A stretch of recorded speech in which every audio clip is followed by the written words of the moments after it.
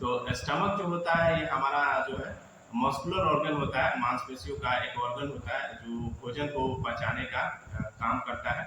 ठीक है। Gastrointestinal tract का ही पार्ट होता है। गैस्ट्रोइंटेस्टाइनल कहने का मतलब कि जठर तंत्र जिसको बोलते हैं, या पाचन पाचन तंत्र, या फिर आहार नली जो होती है उसी का ये पार्ट होता है स्टमक। ठीक है। और ये क्या करता है कि खाना जो है हम जो भी खाते हैं उसको अपने अंदर टेम्पोररी स्टोर करता है। ठीक है। और वहाँ पे एसिड एसिड और एंजाइम्स निकालता है, और उससे क्या होता है कि जो भी हमने भोजन लिया है या जो भी हमने न्यूट्रिशन लिया उसको वो छोटे छोटे ब्रेक डाउन करता है, छोटे छोटे टुकड़ों में वो उसको तोड़ता है और उसको ब्रेक डाउन करके और तब उसको स्मॉल इंटेस्टाइन में भेजता है। सबसे पहले तो हम ट्रैक को समझते हैं, जो हमारा ये जो आहार नली है या जिसको जठर मार्ग बोलते हैं, तो वो कैसे जाता है। तो जब सबसे पहले तो हम मुंह के जरिए जो है कुछ भी खाते हैं, ठीक है, उसके बाद वो हमारे ऑइसोफेगस में जाता है। ऑइसोफेगस से आपका स्टमक, स्टमक से स्मॉल इंटेस्टाइन, और स्मॉल इंटेस्टाइन से लार्ज इंटेस्टाइन, और लार्ज से फिर आपका जो है रेक्टम के थ्रू जो है पास आउट हो जाता है। स्टूल जो होता है वो अपना उधर से निकल जाता है। तो हम लोग इसी को समझेंगे। तो सबसे पहले स्टमक को समझते हैं। तो स्टमक जो होता है वो जे शेप का होता है। ठीक है।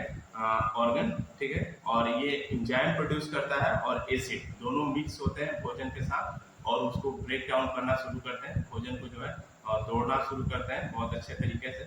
जो बहुत अच्छे तरीके से टूट जाता है तब उसको क्या करते हैं कि स्मॉल इंटेस्टाइन में जो है आपका जो छोटी आंत जिसको बोलते हैं उसमें जो है तो उसको पास आउट कर देते हैं, करेंगे मतलब वहाँ पे भेज देते हैं, जो कि हमारा वो भी एक ट्रैक ही होता है किसका, आहार नली का, या जिसको हम लोग जठर मार्ग बोलते हैं। ठीक है। उसमें उसको भेज देता है, जो एक लंबा ट्यूब सा होता है जो मुंह से शुरू होता है, हमारे मुंह से या किसी के भी मुंह से शुरू होता है और एनएस तक जाता है। उसी ट्रैक को हम लोग जो है आहार नली बोलते हैं, या जिसको जठर मार्ग भी कहते हैं या पाचन तंत्र बोलते हैं। ठीक है। पास होता है तो आपके एनएस के थ्रू जो है स्टूल के फॉर्म में या मल जिसको बोलते हैं या उसके माध्यम से ये निकल जाता है। तो कैसे फंक्शन इसका होता है उसको हम लोग समझते हैं। तो स्टमक का बेसिकली काम होता है टेम्पोररी इसको स्टोर करता है, जो भी फूड होता है, जो भी हम भोजन ले रहे होते हैं, जिस तरीके का भी हम भोजन खा रहे होते हैं, उसको क्या करता है कि अपने अंदर टेम्पोररी मतलब कि अस्थायी रूप से जो है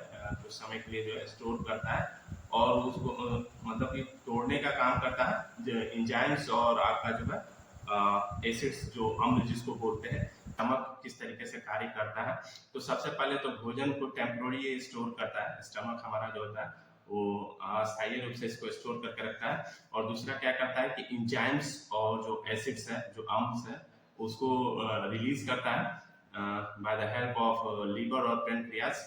ठीक है। इनके माध्यम से।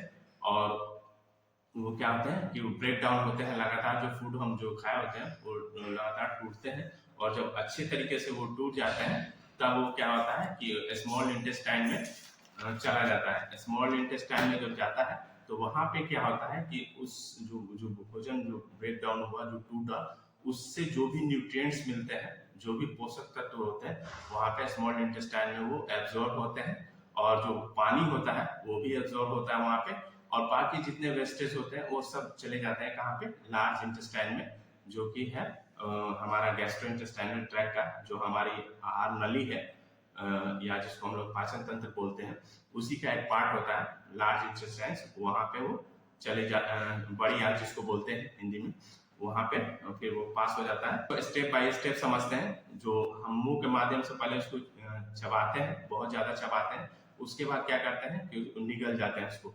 ठीक है। फिर हमारा टंग क्या करता है, हमारा जो जीभ होता है उसको पास कर देता है थ्रोट के माध्यम से, जो हमारा गला होता है उसके माध्यम से नीचे जाता है।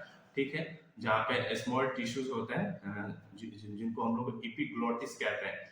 इपिग्लोटिस बेसिकली करता क्या है कि एक तरह से रोकता है आपका दम घुटने से, क्योंकि आप जब खाना खा रहे होते हैं तो आपका जो है नली के माध्यम से, आहार नली जो है उसके माध्यम से नीचे जा रहा होता है। तो इपिग्लोटिस के पास एक स्ट्रक्चर होता है जो थोड़ा सा लटका हुआ सा रहता है। वो क्या करता है कि आपका दम ना घुट जाए उस दौरान, जब भोजन आप ले रहे होते हैं, तो उससे वो बचाता है, जिसको इपिग्लोटिस बोलते हैं। ठीक है।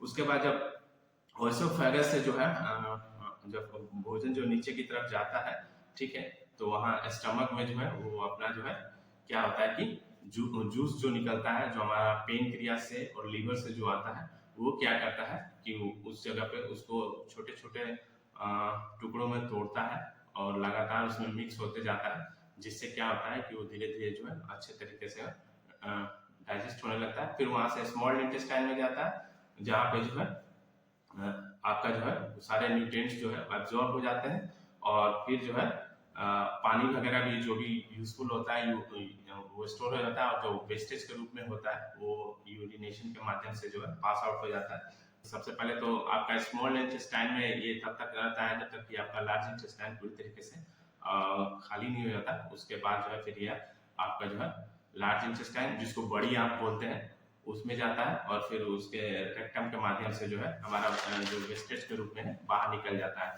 तो हम अपनी स्टमक को जो है बेहतर कैसे रख सकते हैं?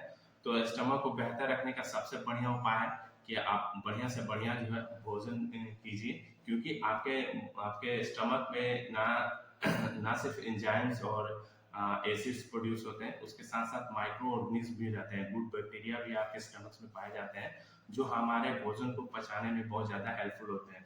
तो ऐसे चीजों को अवॉइड कीजिए, जिससे क्या हो कि आपका डाइजेशन खराब हो, आपको कॉन्स्टिपेशन की समस्या हो, या आपका जो है और भी किसी तरह की जो है प्रॉब्लम्स हो जाए। तो कोशिश करना है कि हम जो भोजन खा रहे हैं उसमें फाइबर एटलीस्ट 25 ग्राम तो होना ही चाहिए, क्योंकि हमारे डेली की जो नीड्स होती है, तो 25 ग्राम फाइबर आपके भोजन में जरूर हो।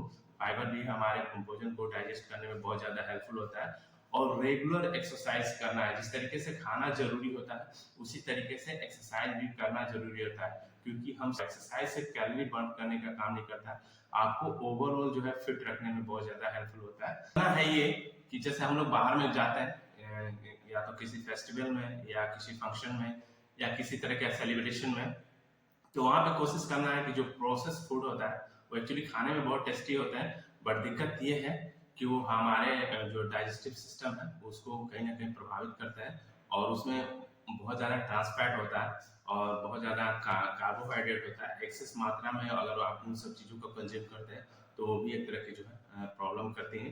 खास करके जो ट्रांसफैट है वो आपके जो ऑर्गेन्स होते हैं उसके पास में जाके जो डिपॉजिट हो जाता है, जमा हो जाता है, जिससे समस्याएं धीरे धीरे बढ़ने लगती हैं। क्योंकि हमारा शरीर इस तरीके से डिजाइन है कि जब तक समस्या बहुत बड़ा व्यापक रूप पे नहीं हो जाता, बहुत बड़े पैमाने पर नहीं हो जाता, हमें एहसास ही नहीं होता है। तो इसलिए लोगों को लगता है कि कोई इससे कोई घबराने वाली बात नहीं है, बहुत ठीक है, कोई टेंशन वाली बात नहीं, लेकिन आपको उसका इम्पैक्ट जो है, उसका असर जो है एक लंबे समय के बाद दिखता है। इसलिए जो है अवॉइड करेंगे कोई भी प्रोसेस फूड को, ज्यादा से ज्यादा उसको अवॉइड ही करे तो अच्छा है, कंज्यूम नहीं करे तो फिर भी अगर कंज्यूम करते हैं तो कोशिश कीजिए कि बहुत ही कम, और अल्कोहल या अगर किसी तरह का कोई आप स्मोकिंग वगैरह करते हैं तो उसको अवॉइड कीजिए। यही रहे कि अवॉइड ही करें, क्योंकि वो भी आपके लिवर्स को डैमेज करता है, आपको आपके हार्ट को भी बहुत ज्यादा जो है नुकसान पहुंचाने का काम करता है। और स्ट्रेस को मैनेज करने की कोशिश कीजिए। स्ट्रेस जो होता है वो बहुत ही नुकसानदेह होता है, वो ना सिर्फ आपके कॉन्स्टिपेशन को एक तरह से बढ़ाता है, बल्कि आपके अंदर जो क्या होता है कि एक तरह से ओवर ईटिंग को भी डेवलप कर देता है। आप अगर ये स्ट्रेस लंबे समय तक रहता है तो हार्मोनल इम्बैलेंस हो जाते हैं बॉडी के अंदर में, हार्मोन्स में जो है चेंजिंग आते हैं, जिसके वजह से जो है समस्या और बढ़ने लगती है।